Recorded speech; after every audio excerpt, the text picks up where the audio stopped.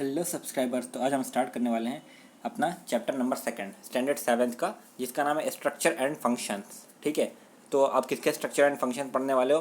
Plant के structure and functions. तो आज हम प्लांट के स्ट्रक्चर और फंक्शंस के बारे में जानने वाले हैं। तो अलग अलग स्ट्रक्चर होते हैं, जैसे कि यहाँ पे बताया उसने कि रूट है, स्टेम है, लीव्स है ना, फ्रूट्स है। Different part of the different we can identify the plant with the help of these different characteristics. जैसे हमें उसके अलग अलग कैरेक्टरिस्टिक्स की, जैसे अगर हमें किसी प्लांट का सीड दे दिया जाए तो हम पहचान सकते हैं ना कि वो किस प्लांट का सीड है, या कोई हमें उसका फ्रूट दे दिया जाए तो भी हम पहचान सकते हैं। तो सबसे पहले हम स्टार्ट कर लेते हैं और पहले हम लोग पढ़ेंगे रूट्स। तो आइए रूट के बारे में डिस्कस कर लेते हैं कि रूट क्या है। ठीक है, बहुत सारे प्लांट के पार्ट होते हैं, रूट होते हैं, स्टेम होते हैं। तो अब सबसे पहले हम रूट के बारे में स्टार्ट करेंगे।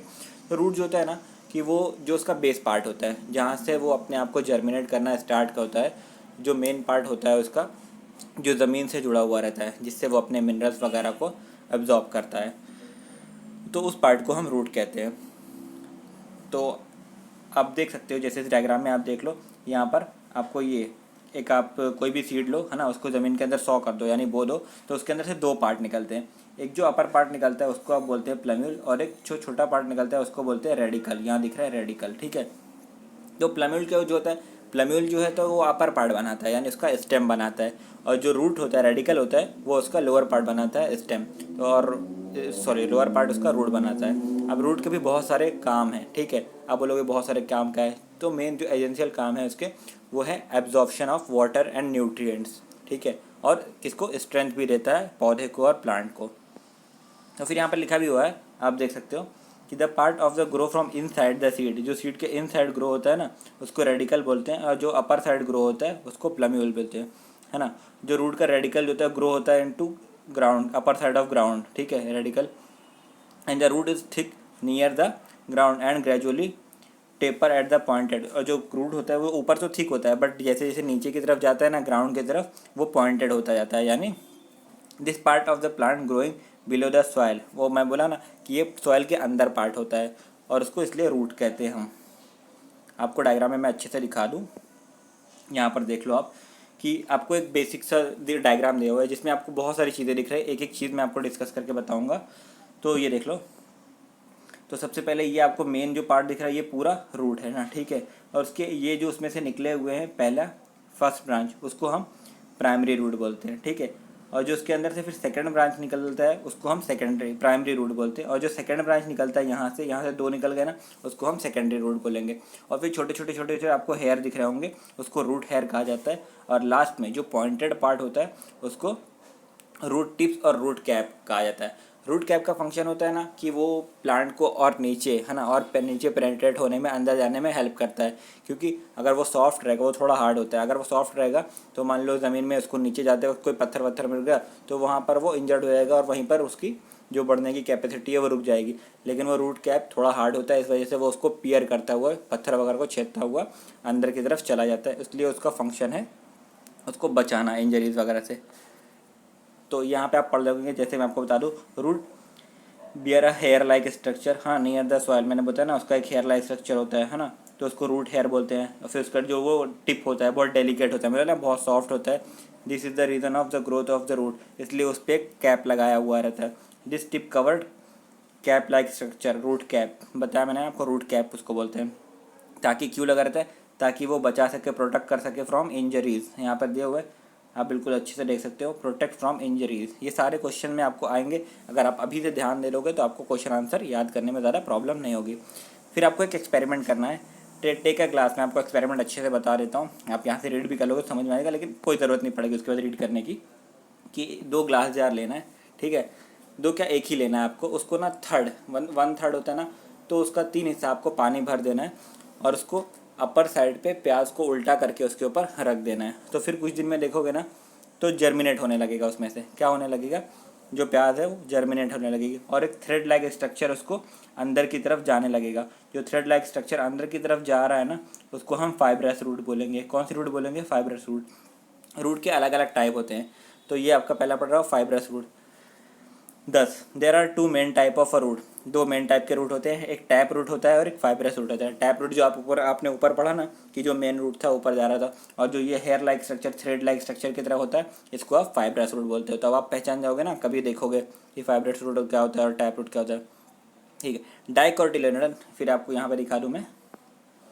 डाइकोटिलेडोन प्लांट हैव रूट वाइल मोनोकोटिलेडोन है फाइब्रस रूट। ये जो डाइकोटिलेडोन होता है, आप बोलोगे डाइकोटिलेडोन क्या होता है, तो डाइकोटिलेडोन क्या होता है, कोई भी सीड्स को जब आप फोड़ोगे अगर उसका ना इजीली मतलब बराबर से दो हिस्सा निकलता है ना, टू पार्ट हो जाता है, तो उसको डाइकोटिलेडोन बोलते हैं। जैसे आप चना लो है ना, भुना हुआ चना होता है, उसको आप हाथ से मसल के फोड़ो तो उसमें से बराबर से दो हिस्सा हो जाता है। ठीक है, चाहे तो फिर आप और कौन सा ले सकते हो, हाँ मटर वटाना ले सकते हो, उसको भी आप फोड़ोगे तो उसमें से भी बराबर दो हाफ ऑफ स्पेरिकल निकलेंगे। ऐसे ही मैंगो की सीड के साथ होता है, तो जिसमें से भी दो बराबर पार्ट निकलते हैं ना उसको डाइकोटिलेडोन बोलते हैं। और जिसमें से एक ही पार्ट होता है, एक ही बीज होता है, उसको फोड़ने के बाद वो बराबर से दो नहीं निकलेगा हाफ स्पेरिकल, या तो पूरा ही टूट जाएगा या तो बिल्कुल चूर चूर रहेगा, उसको मोनोकोटिलेडोन सीड्स बोलते हैं। तो फिर आपको आगे एग्जाम्पल और एक और एक्सपेरिमेंट दिया। So the seed of plant like mustard, sorghum, jowar, maize, pea, coriander etcetera in an earth pot cultivated a plant and 8 days once the plant. हाँ, हम लोग को क्या बोला है कि ये सारे जो नाम दिए हैं ये सारे प्लांट्स आप अपने घर पे पॉट में शो कर सकते हो। उसके 8 दिन के बाद देखोगे आप तो ये 10 से 20 15 से 20 सेंटीमीटर तक ऊपर तक बढ़ चुके होंगे। Carefully while the soil are moist, put the gently in the large conical flask containing water. Thus the while get washed off the without any harm. So the root observe the root carefully to see the plant have tap root and which. अब उसने के बाद क्या बोला कि जब आप उसको निकालोगे केयरफुली निकालो और ना सॉइल को वेट करके निकालना ताकि वो उखड़ ना जाए। केयरफुली निकालो, फिर उसको अच्छे से डुबा के पानी के अंदर धो लो, फिर आप उसके अंदर इजीली देख सकते हो कि उसके फाइब्रस रूट और उसके टैप रूट वगैरह को। Plant like maize, sugarcane have two type of root. ठीक है, ये लोग के टू टाइप्स ऑफ रूट होते हैं। ठीक है, some roots are underground where some grow from stem just above the soil. कुछ तो देखो दो रूट होते हैं उसके, कुछ एक तो मेन होता है जो वो अंडरग्राउंड होता है और एक होता है वो साइड में होता है। जैसे आप ये देख रहे हो, ये डायग्राम में देख लो आप, ये वाला जो आपको रूट रखा है ये अंदर की तरफ नहीं है, ये ऊपर की तरफ से अंदर के। तो मेन जो अंदर की तरफ गया है वो गया है, ये सेकंड रूट है। इसको ये क्यों होता है, इसका काम क्या होता है पता है, the where the some grow from the stem above the soil the latter called adventitious, और इसको एडवेंटिशियस रूट कहा जाता है। ठीक है, अब इसका आप काम जान लो, काम क्या होता है। नॉर्मल फंक्शन होता है, पहले तो इसका नॉर्मल फंक्शन होता है absorption of water and mineral. Water भी को ऑब्जॉर्व करेगा तो जाहिर सी बात है कि ज़मीन के अंदर से मिनरल को भी ऑब्जर्व करेगा। फिर anchoring and supporting the plant root perform some other function, और उसको ना एंकर यानी खड़ा रखने के लिए और सपोर्ट रखने के लिए, सपोर्ट देने के लिए मेन ये रूट साइड से निकल कर ज़मीन को पकड़ के रखते हैं ताकि तूफान वगैरह आए तो ये गिर ना जाए ज़ोर से हवा चलने पे। Root show some modification to perform these additional function. Some example of modified root are aerial root, stilt root, runner, breathing root and pneumatophore. फिर ना कुछ रूट जो होते हैं ना वो मॉडिफाई हो जाते हैं, मतलब धीरे धीरे अपने आप को चेंज कर लेते हैं, जैसा माहौल उनको लगता है कि हम किस कंडीशन में किस क्लाइमेट में बढ़ रहे हैं उस हिसाब से अपने आप को मॉडिफाई कर लेते हैं। तो आपको फिर कुछ मॉडिफाइड रूट्स के नाम दिया हुआ है, ये आपके नाम है stilt roots, runner, breathing and pneumatophore. Pneumatophore जो ऊपर से रूट्स ग्रोथ मतलब नीचे से रूट अलग अलग जगह से निकल के बाहर आ जाते हैं सांस लेने के लिए, यानी बाहर की हवा अंदर लेने के लिए, एब्जॉर्ब करने के लिए। फिर एक और एक्सपेरिमेंट दिया है, take a some water in a small glass jar, put a plantlet in it such way that the root have dip in the water, mark the water on the jar and 5 ml to the water to record. अब उसको क्या बोला है, एक simple सा experiment और दिया आपको कि एक जार लेना है, उसके अंदर आपको एक प्लांट का पार्ट डाल देना, एक पौधा डाल देना है और फिर इसको मार्क कर देना कहाँ तक आपका पानी है। फिर जब आप उसको नेक्स्ट डे देखोगे ना, है ना, तो उसके बाद आपको सेकंड डे देखने के बाद कुछ पानी कम लगेगा, है ना, तो आपको समझ में आ जाएगा कि यानी उसने क्या किया, रूट्स ने यानी उस प्लांट ने उसको ऑब्जर्व किया है। ये आपको एक सिंपल एक्सपेरिमेंट में समझ में आ जाएगा। तो आज हमने रूट्स की बात कर ली है, उसके अलग अलग पार्ट्स पढ़ लिए हैं कि कितने टाइप के रूट होते हैं, कितने टैप रूट होते हैं, एडवेंटिशियस रूट होते हैं, और फिर उसके मॉडिफिकेशंस होते हैं। तो ये हमने पढ़ लिया। अब नेक्स्ट पार्ट में हम जानेंगे कि और क्या क्या रूट्स के पार्ट मतलब प्लांट के कौन कौन से पार्ट है, जैसे कि स्टेम के बारे में जानेंगे, लीफ के बारे में जानेंगे, हम बिल्कुल डिटेल में पढ़ेंगे।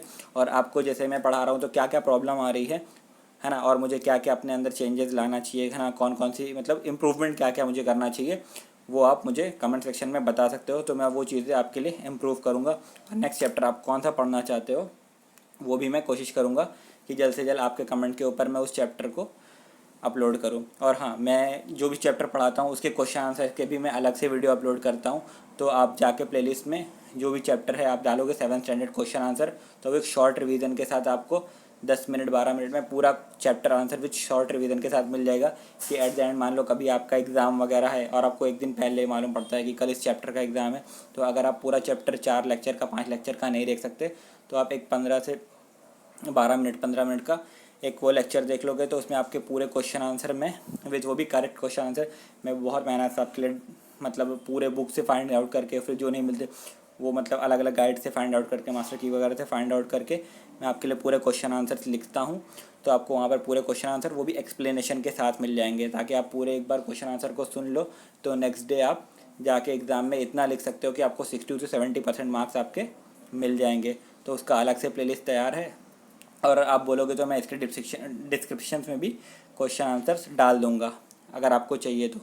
ठीक है, तो क्वेश्चन आंसर का भी प्लेलिस्ट रेडी है, आप जाके वहाँ से फटाफट क्वेश्चन आंसर, अगर आपको सिर्फ बुक्स नोटबुक्स वगैरह कॉपी वो कंप्लीट करनी है तो आप कॉपी कर सकते हो, और आपको एग्ज़ाम के लिए टेस्ट के लिए पढ़ना है तो आप पूरा 20 मिनट के लिए वहाँ से 15 मिनट के लिए पूरा सुन सकते हो, तो आपको पूरा एक्सप्लेनेशन आपको क्वेश्चन आंसर का मिल जाएगा कंप्लीट।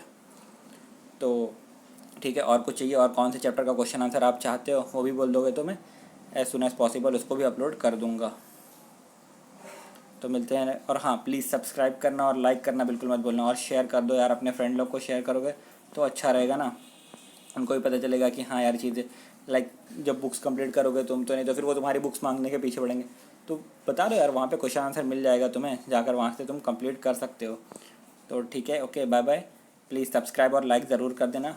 कुछ हाँ, और लाइक करना नहीं मतलब अगर अच्छा नहीं लगे तो डिसलाइक भी करना, ऐसा नहीं कि नहीं सिर्फ लाइक करो, नहीं पसंद आता तो डिसलाइक भी करना, क्योंकि मुझे मालूम तो पड़ना चाहिए जो मैं पढ़ा रहा हूँ वो आपको पसंद आ रहा है या नहीं।